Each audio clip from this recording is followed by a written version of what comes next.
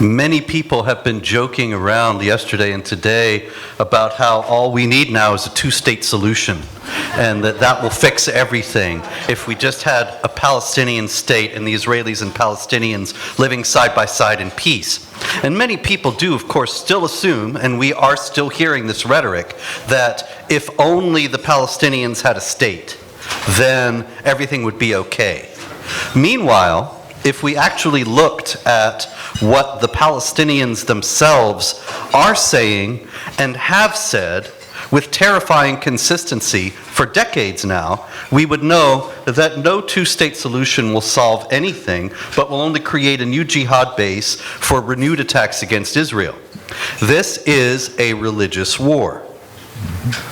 This is a religious war. It is not a political war. Or, if you prefer, it is a political war fought for religious reasons. Because the religious system that is at war and started the war and is the cause of the war envisions a political system in which the whole world is subsumed under the hegemony of the people who hold to this religion. Hamas made this abundantly clear from the very beginning, from its inception in the Hamas Charter from the late 80s. It says very clearly, Israel will rise and will continue until Islam obliterates it.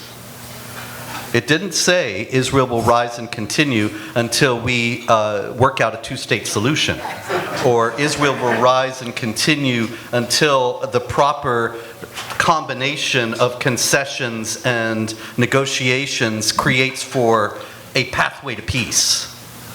There is no peace envisioned except through the obliteration of Israel.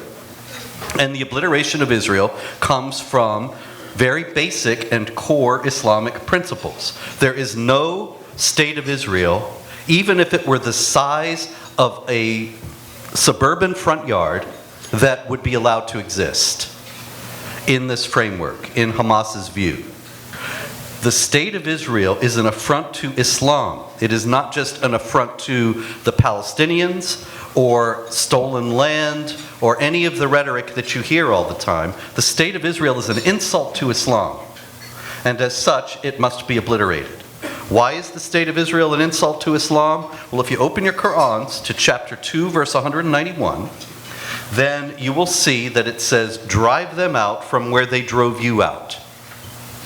Drive them out from where they drove you out. Now that might seem, that's very, very small phrase, very easy to pass by without realizing its implications. And yet its implications are absolutely gigantic and cannot be understated.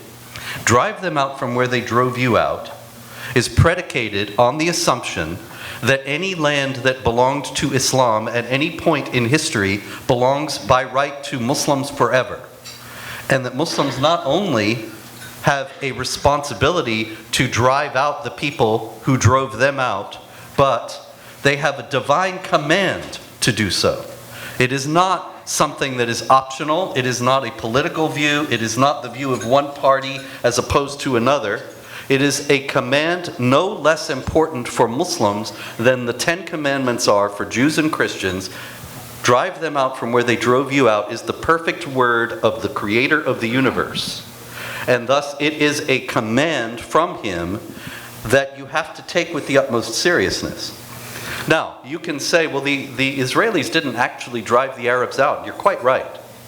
The Arab League and the Arab Higher Committee ordered the Arabs to leave in 1948 because they thought that the Sunni states surrounding Israel would obliterate Israel, and then the Arabs could move back, and meanwhile they'd be out of the line of fire. The fact is, though, that reality, although it's abundantly documented, has been completely obscured in the Palestinian rhetoric by the false claim that Israel drove the Arabs out. And the reason for the false claim was to trigger the relevance of the divine command. That you establish that they drove out the Israelis, that the Israelis drove out the Arabs, then the Arabs have a responsibility before God to drive out the Israelis. There is no mitigation of that. And every negotiated settlement has not been a rejection of that, although many of the Arabs took them to be. So Yasser Arafat, after the conclusion of the Oslo Accords in the 90s, went back home and he said in Arabic, not in English, "Don't worry about this. This is like the Treaty of Hudaybiyah." What's the Treaty of Hudaybiyah? It's a treaty that Muhammad concluded when he was weak and at a disadvantage, and then he broke it when he was stronger and had an advantage. But the larger point is that the negotiations, Arafat saw the negotiations, and he was explaining to his people that the negotiations were only a means to an end, and that end was to destroy Israel altogether. Now, the trigger of this immediate conflict was that the Israelis were caught napping. And we don't know the full story of that yet, but we know that they had a very light presence, if any, at the Gaza border. And they bulldozed the fence at the Gaza border and were able to stream across. And of course, paraglided into the music festival. You all know the stories. Now, why did all that happen? Because Hamas had convinced the Israelis that they were more interested in governing Gaza than in fighting Israel. And Ali Baraka, who's a top Hamas official, went on Russian television, RT, the day after the attacks, October 8th, and explained all this and boasted about how they fooled the Israelis. And he said that we made them think that we were not a threat. Now, why did the Israelis believe this? Because nobody is thinking about this as a religious war, and yet that's what it is. And the religion tells them, Muhammad said, you can lie in several circumstances. You should never lie, but if you're a husband and you need to lie to your wife to keep things quiet, go ahead. And if you're in war, lie. War is deceit. Now, why don't the Israelis keep that uppermost in their mind when they're dealing with what Hamas is telling them? Because nobody in this conflict, except me and maybe a few other people, are saying Islam has to do with this war. This war has everything to do with Islam. This war cannot be understood properly without Islam. As the great Daniel Greenfield said, it's about Islam, stupid. And he was absolutely right. This is not a war that can be properly analyzed or any solution found without taking Islam into account. If the Israelis had never considered the possibility of believing what Hamas was telling them and even what Hamas was doing and showing them, but always kept in mind, drive them out from where they drove you out, that's the Hamas objective, they would never have let their guard down. And so we also have to remember, this is already a world war. It is already World War III. Now, what do I mean by that? Mahmoud al-Zahar, another Hamas official, he said, this is not just a conflict with Gaza. See, people think if they get their Palestinian state, then it'll be okay. Or if they destroy Israel even, it'll be okay. No, Mahmoud al-Zahar said, this is a conflict with any system of unbelief, and we're going to destroy Christianity, we're going to destroy the other religions, and Islam will reign supreme. Now, is Islam going to rule the world? I don't think so. But are they going to kill a lot of people trying? Absolutely. Is anybody paying attention to that? No. That is not a question that anybody is willing to consider because it would be Islamophobic to do so. And so this is the truth of this conflict. Even if, God forbid, Israel were destroyed in this conflict, which I don't think it will be, but even if in the worst case scenario that were to happen, there would still not be peace in the Middle East. Instead, you'd have emboldened jihadis moving against Europe and against the United States. And so, well, that is the situation as it stands, and these gentlemen will elucidate more of it.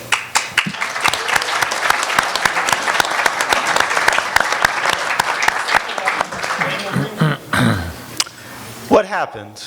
That's something that the great Robert Spencer raised, and it's something you don't see in the media. You can watch MSNBC, CNN, Fox News. They'll give you nonstop 24/7 coverage of the latest Hamas propaganda that 7 billion Palestinian children were killed in the last 2 minutes by Israeli bombs, courtesy of the statistics from the Gaza Ministry of Health and rocket storage. And of course, there'll be lots of videos. There'll be lots of videos of airstrikes, but they're not going to answer the basic question of journalism, what happened in the lead, and that's something Robert Spencer touched on. What happened in the days and the weeks before the attacks? What isn't the media discussing? Well, let me tell you something you will not hear in the media. 10 days before the attacks, Israel and Hamas agreed to a ceasefire. Did you hear that one in the media? Raise your hands. No? Funny. When all the people are screaming, the pro-Hamas protesters are screaming in the streets, ceasefire, ceasefire, ceasefire. There was a ceasefire in place. When Hamas attacked, it was under a ceasefire. Yeah, it was under a ceasefire. That's why they want another ceasefire. Robert Spencer again mentioned the Treaty of Hudaybiyyah. So there was a ceasefire in place. It had been negotiated 10 days before the attacks themselves began. And as part of the ceasefire, Hamas got a bigger fishing zone, more visas for people from Gaza to enter Israel. And Israel got a cessation of the violence. There had been border riots, explosives had been thrown at Israeli soldiers, incendiary balloons were being used to set fires into the fields in some of the same communities that were attacked. And after the ceasefire, negotiated, by the way, by Qatar, the Islamic terrorist state of Qatar, which is a state sponsor of Hamas, which is now currently engaged in negotiating to release the terrorists. You can trust them, of course. Hamas pulled back the riots at the borders. Israelis went into the final days of the high holiday season believing that everything was okay. There was a light force at the border. Most of the focus was on the West Bank because the violence there had been in the West Bank. And Gaza had been fairly peaceful for about 2 years, at least as far as Hamas went. Hamas built up credibility to give everybody the impression that it could be trusted to follow its commitments. Of course, Hamas leaders also said that they'd been planning the attack for 2 years. For those 2 years, there was a certain amount of quiet because those were the 2 years that Hamas was planning the attack. Now, here's a bit of a funny thing. National Security Advisor Jake Sullivan had an article in Foreign Affairs magazine describing his great diplomatic achievements. Among them was de-escalating Gaza using diplomacy between Israel and Hamas. Now, the funny thing about this article is if you find the print version of the article, you can still find those words there, but online, those words have been erased. They no longer appear in the article because National Security Advisor Jake Sullivan is no longer as eager to take credit for his incredible diplomatic achievement because his diplomatic achievement led to the murder of over 1,000 Israelis. That's what diplomacy had accomplished. Now the thing is, Qatar didn't just play us this way. This time they played us the same way twice. Qatar was the one under whose auspices the agreement with the Taliban was negotiated in Afghanistan. And the Taliban agreed to join a multi-party government. And the United States would withdraw from Afghanistan. And the moment the United States began withdrawing from Afghanistan, the Taliban began conquering Afghanistan province by province. And you know what the State Department did? The State Department kept insisting until the very last minute that the Taliban were just building up leverage to form a multi-party government. The Taliban conquered a third of Afghanistan, half of Afghanistan, and the State Department kept negotiating with them to form a multi-party government. Of course, Qatar had managed to pull off the same thing twice within a matter of a few years. Both for the first time leading to the Taliban conquest of Afghanistan, the second time leading to the brutal Hamas attack and the worst slaughter of Jews since the Holocaust. Have we learned anything from the experience? Absolutely not. Did we learn anything from the time that Qatar was hosting Khalid Sheikh Mohammed, the mastermind of September 11th? We went in there to try to get them. The Qataris tipped off Khalid Sheikh Mohammed. He was off on a government plane before he could whistle. We learned nothing from that experience because right now we're still thanking Qatar for engaging in negotiations. Now let's talk about the terms of the ceasefire that Hamas wanted. What did Hamas want? They wanted a bigger fishing zone. What did they do with that fishing zone? Did they go fishing? Did they catch some trout? No, they used that to launch a naval invasion of Israel. Now what about the work visas? In 2021, Secretary of State Tony Blinken spoke at J Street, the anti-Israel lobby group, and he told J Street that one of the things that he had convinced the Israelis to do to make life better in Gaza was to provide work visas to Gazans to come and work in Israel. After Hamas took over Gaza, Israel logically closed it down because you don't let people who want to kill you into your country. They only allowed people in for medical care, and even that was too much. But in 2019 and in 2021, Israel significantly expanded the visa program, the work permit program. By 2019, they were allowing in some 12,000. By 2021, it was about 19,000. Under Netanyahu, unfortunately, they kept the program and they expanded it over to about 21,000. Now they're finding these work permits all over the place in Israel now in the bodies of the dead terrorists, because the terrorists knew exactly who was living in those communities, what their security arrangements were. People who survived in those communities are saying that the terrorists knew who lived where, how many kids they had, even if they had a dog. All those day laborers they went into their communities, those day laborers came back as terrorists. They provided Hamas with info on how to attack those communities, how to bypass them, and how to kill everybody in there. Now, did nobody see this attack coming? Of course they saw the attack coming. We just dismissed it as impossible, inconceivable. If you actually go back to September, in September, the media is reporting that there are border riots on the border and that Hamas is practicing, quote, storming settlements and kidnapping Israelis. But all the experts, including our experts, come out and they say that Hamas does not actually mean this. They're just doing this in order to improve their position, the negotiating position for the negotiations. Just like up until about a week before Kabul fell, the State Department was insisting that the Taliban were just improving their position for the negotiations. So we actually saw Hamas doing this in plain sight, but nobody took it seriously because we believed that Hamas was a rational actor, that they were not out to do this, again, as Robert Spencer said. These are really the roots of this disaster. Because the moment you believe you can trust terrorists, the terrorists have set you up for the kill. And that is the fundamental catastrophe here. And absolutely nobody, none of the people responsible for this, particularly in the State Department, want to claim credit for this, want to talk about how they enabled the terrorists to go into Israel from Gaza. They don't want to talk about their diplomatic successes, but they're still doubling down on the idea that there is a negotiated solution, that diplomacy can work with terrorists. And of course, it can never work with terrorists. 1 minute. Okay. The fundamental catastrophe here is that we continue being played the same way, whether it's by Qatar, whether it's by Iran, whether it's by all the various Islamic terrorists and their state sponsors. We believe that they want the same things that we do. Hamas was getting in $2 million a day from those work permits, and so it was assumed that Hamas would not do anything to interfere with that. What Hamas cares about more than the $2 million in work permits or the bigger fishing zone is killing Israelis. All the Hamas negotiations were aimed at only one thing and one thing alone, and that was being able to invade Israel and kill as many Israelis as possible. What we saw was the expression of what Hamas had been all along. Back in the day, Hamas was described as a social work group back when it was operating under the usual Muslim Brotherhood rules. As it got more and more violent, we still kept talking about how it wanted some sort of negotiated solution, how it wanted to open up Gaza. The Biden administration pressured Israel into opening up Gaza to make life better for Gazans. This is still the thing that they're obsessed with. Get humanitarian aid into Gaza, make life better for Gazans, and they are going to turn around. It never works that way, because that is not what Hamas wants. It is not what any of the so-called Palestinians want. It is not what any of the Islamic terrorists that we are up against want. What they want is the absolute destruction of civilization, our civilization. It's, as Robert Spencer said, it is their divine and there's their religious mission. We still insist on thinking of the Muslim world as operating by our paradigms. They're only operating by their paradigm. When we negotiate with them, we have two choices. We are either appeasing them, and if we are negotiating them, then the bottom line is we are appeasing them, or we are ready to actually fight them and destroy them. There are a lot of lessons from Israel for us. Our border is far more open than Israel's was. We are far more prone to trusting terrorists and taking them in. And if something were to happen on our border, we would be far more at risk than Israel was. What would happen if 100,000 armed men, 250,000 armed men showed up on our border and started killing us in the same way? Are we ready for it? I don't believe that we are. There's a lot of things for us to learn from the disaster, from the atrocity, from the catastrophe that happened in Israel. And there are things for us to learn also from Israel's response. The Israelis now have decided that they have no choice but to destroy Hamas. We need to learn from that we have no choice but to destroy Islamic terrorism. We cannot negotiate it with it. We cannot coexist with it. We cannot treat it as a rational actor. We must either go to war and win, or we must surrender to it. The Israelis are going to war. Let us go to war as well and destroy it once and for all.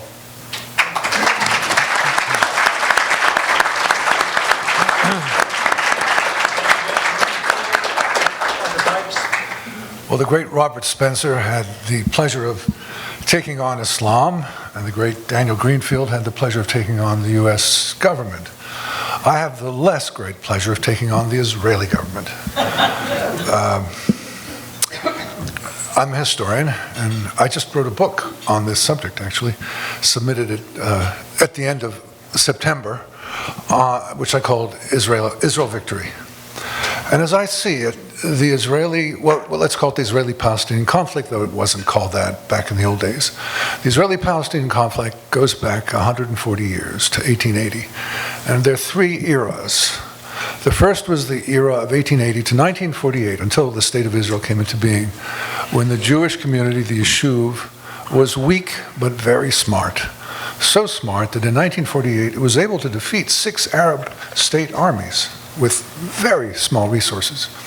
From 1948 to 1973, 25 years, the Israelis took on the Arab states. Palestinians didn't matter at that point. Arab states, Egypt, Jordan, Syria. And it did incredibly well. It had good resources, and it used them to the utmost. And 1967 was arguably the greatest military victory in human history. 1973 to the present, the Arab states have receded. With only a couple of minor exceptions, the Arab states have not been military engaged against Israel. Instead, the Palestinians have come back. And now Israel is the party with the great resources, the F-35s, the high-tech industry, the startup nation. Israel has all the material power. The Palestinians have almost none. And yet, in this third era, the Israelis have gone from this enormous cleverness and competence to all-out incompetence since 1967. In 1967, the Israelis took over the West Bank and Gaza. The so-called Dayan policy was put into effect, which said basically, as long as you Gazans and West Bankers don't attack us physically, we're okay with you. You can teach, think, preach, whatever you like. We don't care. Just don't attack us. Well, and by the way, we'll help you get richer. In 1993, Shimon Peres and others at the Oslo Accords built on that and said, we're going to give you everything you want, a state, functioning economy, just leave us alone. And in 2005, Ariel Sharon took it a step further and said, we're going to leave Gaza. Yeah, we're taking some casualties, so we're going to leave Gaza, we're going to let you run it. This series of incompetencies, 1967, 93, and 2005, is the background to where we are today. The Israelis just didn't take it seriously. They thought because they're now strong, they don't need to pay much attention to this clearly weak adversary. A man I respect very much, Ephraim Inbar, a strategist in Israel, he persistently called the Palestinians a strategic nuisance. Strategic nuisance. They just didn't take him seriously. Peres said, I pay attention to what they do, not what they say or think. So this Islamic and nationalist fervor built, and the Israelis just didn't pay attention. The key, which has been alluded to, is the phrase, something to lose. The Israeli policy was to hope that the Gazan administration of Hamas, the West Bank administration of the Palestinian Authority, would have something to lose, whether it be fishing zones or employment in Israel or other benefits, and therefore they would get tame. They persuaded themselves of this. I've been arguing with them for years. The security establishment just would not see this. They had what they call the concept, and the concept was enrich them, placate them, and they will eventually come around. Now the question is, what next? Clearly, Hamas needs to be extirpated, needs to be destroyed. It's going to be difficult. And clearly after that, and I might get dissent on the panel from this, is not an Israeli occupation of Gaza, which no one wants. It's certainly not having the Palestinian Authority, which is almost as bad as Hamas and much weaker than Hamas, take over in Gaza. It's not having an international contingent come in and take over. It's not having the Arab states take over. Egypt doesn't want to take over. I believe that there is actually something positive that can come out of this tragedy, and that is the following. Since 2008, since December 2008, for almost exactly 15 years, the Gazan population has been used in a unique way. We're all familiar with the notion of cannon fodder, of poor, unprepared soldiers being sent out. For example, in Bakhmut in Ukraine, the Wagner prison recruits were just thrown in, and how many died, it didn't matter. That's historically quite common. What Hamas did was something unique, as far as I know, which was to use its population not to win on the battlefield, but to suffer privation, to suffer bombings, to suffer injury, to suffer hunger, to suffer death. And every time that happens, Hamas's stature rises. The people are out on the streets and in the campuses, and Hamas gains money from its supporters, and it gets the approval of the Iranian overlords in Tehran. So the Gazan population, 15 years, has been subjected to destruction and death for Hamas's purposes. Hamas is not interested in its population except to use that population to further its goals of destroying Israel. And that population, I believe, in the course of this 15 years has changed. Not the West Bank population. West Bank population remains quite radical, but the West Bank population, by and large, has pulled back, just wants to live its life. And therefore, I think the Israelis have a real opportunity now, presumably they take Gaza and they control Gaza, to work with Gazans to set up a police force, to set up an administration, and run the place in a decent sort of way. Not a great way. I'm not looking for democracy, I'm not looking for friendship to Israel, but just a decent way, in the sense that Egypt and Jordan, both of which are ruled by incompetent dictators, are decent places. They're not sending over missiles to Israel, they're not sending over murderers to Marauder, but are living quietly side by side with Israel. I think the Israelis have the chance to build up a cadre of Gazans with whom they can work. Not a state, nothing grand, but something decent. And then presumably they could do the same on the West Bank eventually. So I think something good can come out of this. But the Israelis are so incompetent. And what we've seen in the last, 20 days, they continue to be incompetent. They had no plan. They had no plan to take over Gaza. That's why it's taking so long. So let's hope they get shocked into competence, but I am not counting on it.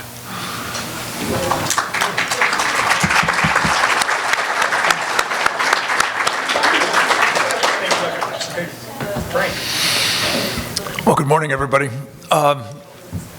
Having learned almost everything that I know about this subject from the three people on this panel, I'm going to try to just round out what they've already told you with a couple of other thoughts about what is going on here. I completely agree, though I think I would characterize it a little bit differently, with Robert's suggestion that we're in a religious war. I would suggest we're in a spiritual war. This is good versus evil, and Western civilization has its flaws, but by comparison with the alternatives, it's pretty clear that we're the good, and the evil is abounding. What we're seeing in the Middle East at the moment, I believe, is a function not only of the interests and evil of the immediate actors, about which we've heard some this morning. Hamas, notably. Hamas is ISIS, as has been pointed out by, among others, the Israelis. Hamas is also the Muslim Brotherhood. Hamas is also the Taliban. Hamas is also Hezbollah, and so on. These are, in short, all people who embrace, yes, a religious program, but as Robert has taught me, it is first and foremost a political program. And I'm speaking specifically of Sharia. The doctrine that impels, among other things, jihad. And there's really not a dime's worth of difference between the various adherents to Sharia and the program that they follow, because it is all governed by that doctrine. And what does that mean?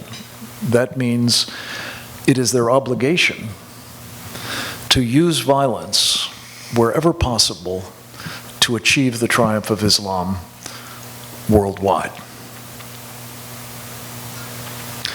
And that is a big problem, because there are a lot of people, not all Muslims, let me hasten to add, but an awful lot of them, who do believe that that is their obligation as faithful Muslims.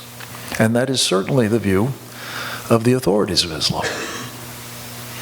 So if that were not bad enough, of course, we have the problem that we remain utterly confused about all of that. The President of the United States yesterday met with 3 representatives of the Muslim Brotherhood. Now, they're not billing themselves as such. One is the Attorney General of Minnesota, Keith Ellison. Another is a guy who runs M-Gage, which is a political action operation with whom Biden met before he was elected, and plighted in exchange for their support and contributions that he would populate his administration with Muslims, meaning they're Muslims, the Muslim Brotherhood. And then third, a personal favorite of mine, was Imam Mohammed Majid. It may not be a household name, but if you're following these guys, he is the past president of the largest Muslim Brotherhood front in the United States, the Islamic Society of North America. He is also one of their top influence operators. He serves on the U.S. International Religious Freedom Commission as a presidential appointee. He runs a I think it's 9, maybe it's more now, mosque complex in Northern Virginia. All of them jihadi. Now, it's stealth jihad here mostly, a term I think Robert coined, but it's indistinguishable in terms of its agenda from that is being pursued elsewhere. I did want to introduce just one other piece of this, though, in addition to Iran, which has been, of course, the great enabler of all of this, with its money, with its missiles, with its U.S. government-supplied funding, enabling the jihad that we've just witnessed, and more generally, that we are experiencing and will worldwide. But there's one other element in this, and I'm going to shamelessly, in the company of all these authors, hold up the book. My new one, which is outside, is about the guys who I believe have been instrumental in all of this and who are bringing us the Third World War and who are poised to win it the way things are going. And that would be the Chinese Communist Party. And Communist China has clearly green-lighted the invasion of Ukraine. They've green-lighted the invasion of Israel. And my guess is they've got a couple more places that they intend to light matches and set off tinderboxes before we get to their invasion, which is coming. And that would be, of course, involving Taiwan, but I don't think it'll be confined to Taiwan because it's very clear that they regard us as the obstacle to the realization of their totalitarian ambitions, which is to rule the world. And it will be a very interesting thing to see how these guys square off. The guys who believe that Allah has destined them to be the world hegemon, and the Chinese Communist Party, who believe Xi Jinping has destined them to become that hegemon. The point is, it's not going to be good for us. And I'll just leave you with this closing cheerful thought.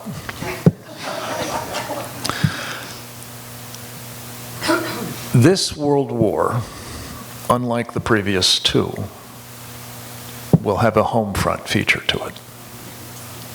That is coming.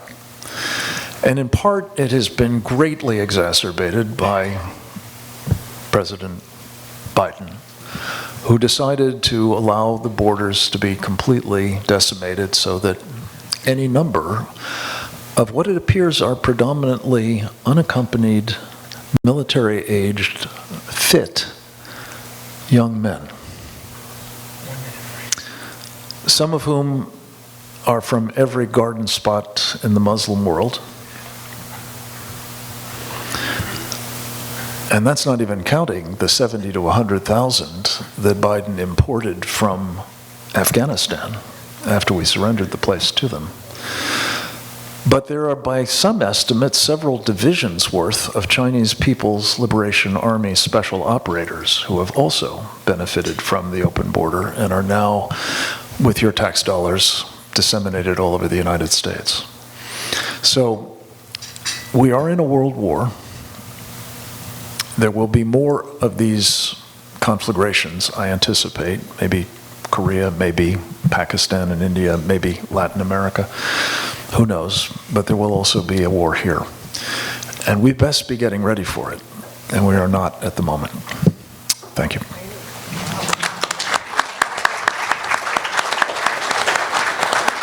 Well, thank all you gentlemen. Okay, you sir. You all have a unified voice in that you're saying there is not a conspiracy anymore.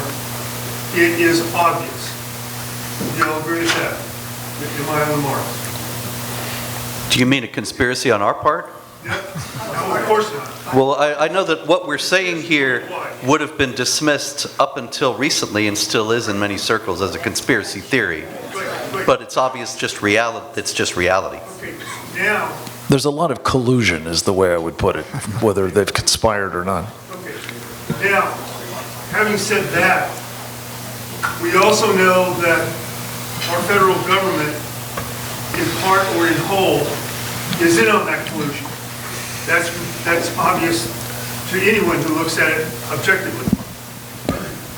Now, what I didn't get from you was a prescription on how to turn the bus around. Because once the bus is going forward, it has a lot of energy. But if you can divert that energy, if you can push on it, it will crash and burn. So how can we start the push against the barreling bus to get it to go off the road and destroy itself? Because with all these factions that you're talking about, the Chinese, the Islamist world, with their own individual, very, very personal worldviews and fighting in between them, which is pretty common too. What can we do? Please be prescriptive. Thank you. I'd take a cut at it if I can. I'm all about prescriptions, so thank you for asking the question so pointedly. Let me just take a piece of this because there are lots of it, and we've got much more expert people on the Middle East, especially than me. In the book, we've got 20 specific recommendations as to what we do about the Chinese Communist Party. The single most important one of which is to address directly what I think is the single most important facet of what they call unrestricted warfare that they've been waging against us, which is elite capture. Joe Biden is the poster child of elite capture. Manchurian president. He has populated his administration with people like him who have also, I believe, been working with and for the Chinese Communist Party. We have members of Congress similarly. We have financial masters of the universe and other business leaders. We have media personalities and owners. We have academics galore and Hollywood, all more or less batting, as Joe Biden likes to say, for the other team. We've got to fix that. Especially if, as I fear is the case, we are now moving from this pre-kinetic unrestricted warfare into a shooting war kind. And it is simply, well, not only intolerable, but suicidal to have people who are working for the Chinese Communist Party having anything to do with the power in this country, political, economic, financial, what have you. So I invite you to take a look for other prescriptions, but that gives you the hardest nut, frankly, because this is a very well-established and fatal problem. I see the problem a bit differently, more profoundly. We are a rich country at peace, we are powerful, and we are blasé. We do not feel there are real dangers. No power since World War II has been as strong as we are. And therefore we feel easy, guilty. We make no real efforts. I made that point about the Israelis a few minutes ago, and I think it applies as much or more to us. We just don't take this seriously. And look at 9/11. All of us lived through that, and the shock of that, and united we stand, and the national unity and sentiments. And how long did that last? A year, maybe two? And then we went back because we're just so strong, so big, so happy, so content. And I fear it'll take enormous disaster to wake Americans up. And it's not happening. And I don't see it in Israel, and I don't see it here. And I don't see it in Europe, and I don't see it in Japan. I don't see it in the wealthy democracies. We just don't worry. And now we're confronted with China, and we're just not worried. Daniel, Robert, care to respond? Well, we can also, Frank mentioned Chinese figures in the government. There are also, Daniel Pipes was recently discussing Islamist ones. There are 2 Pentagon chiefs of staff that we've exposed thus far who have ties to the government of Iran and Qatar. And one of those people right now also has ties to the Muslim Brotherhood and is advocating for Hamas on her Instagram account. The Biden administration has brought in some of the worst actors possible. It is really vital to clean these people out of the government, and to actually go back to what we were doing early on after September 11th, which is to tackle the Muslim Brotherhood presence in America. The Muslim Brotherhood presence, as Dan Pipes correctly mentioned, Muslim Brotherhood, Hamas is an arm of the Muslim Brotherhood. We've got Hamas in America. We have to clean these people out, to go back to the original roots of the Muslim Brotherhood organizations. They built up a vast political infrastructure, much of which is now networked with the Democratic Party. For example, when the Southern Poverty Law Center was putting in $100 million to change elections, to change the political makeup in places like Georgia, the Islamist groups were on that. They benefited from that massively. About 10% of the Democratic delegation in Georgia now is Muslim, which is wildly unprecedented. They're less than 1% of the population. So the Muslim Brotherhood is well on its way of gaining political power in the United States. We should not underestimate them. There are thousands of Ilhan Omars now running for political office on the statewide level. This is a crisis we need to urgently address, and we need to urgently address the problem of Islamist infiltrators across the federal government, including at top levels of the Pentagon. One small note of encouragement is that this grand coalition of evil is already showing signs of strain. We see that the left in pushing its insane cultural agenda, and I can tell you that speaking as an Asian woman myself,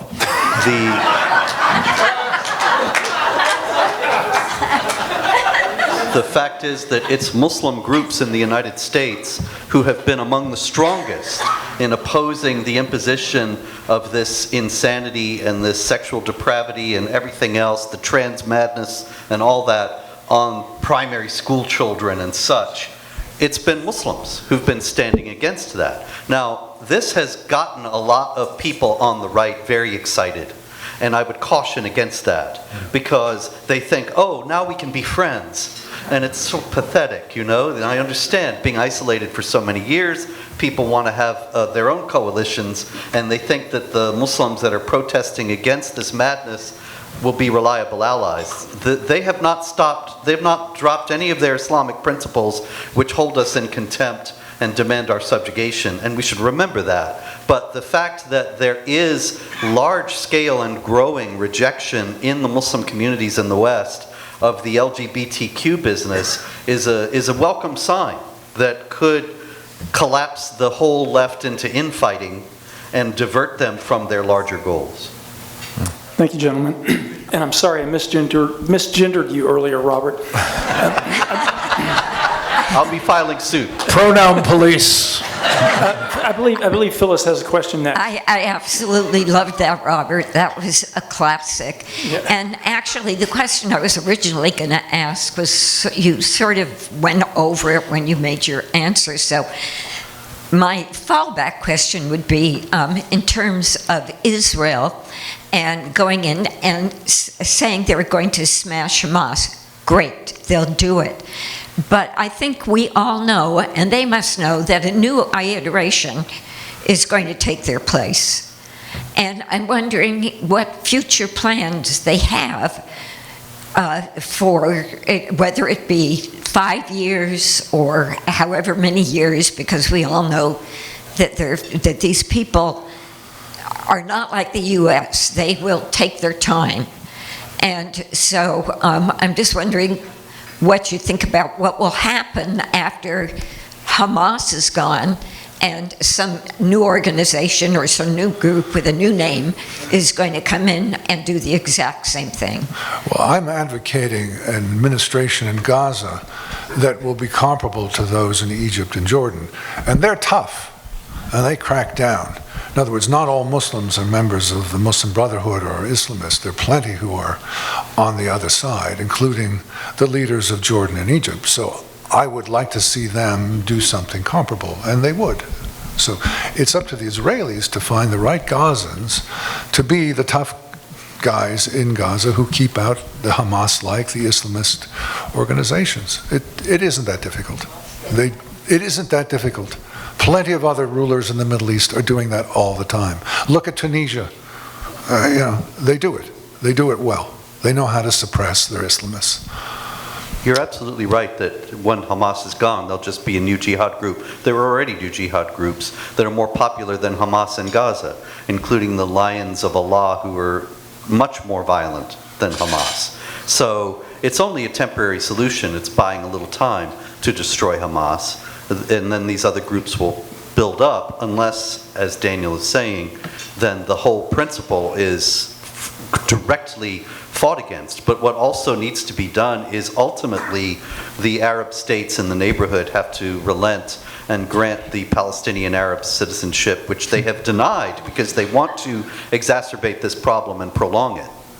And if they did that, then a lot of them would leave. They don't want to be in this situation any more than anybody else. I'm not saying that none of them do and they're all moderates. I just mean a lot of people would really rather not be waging jihad all the time, and they would take the opportunity to go live in Jordan or Syria and have a normal life. Or Scotland. Scotland. Yes. Hamza Yusuf is the first Philadelphia. minister. No. Hamza Yusuf is the first minister of Scotland, a man of Pakistani origins, and he has invited the Gazans to come to Scotland. So Can you imagine? Israel has two This basic gentleman options. next. No, go ahead. Mark? What do you think was the president's objective? No, sorry, we've got the mic over there, but this gentleman next. Thank y'all. You four have been leading the way in trying to educate people on the dangers of radical Islam.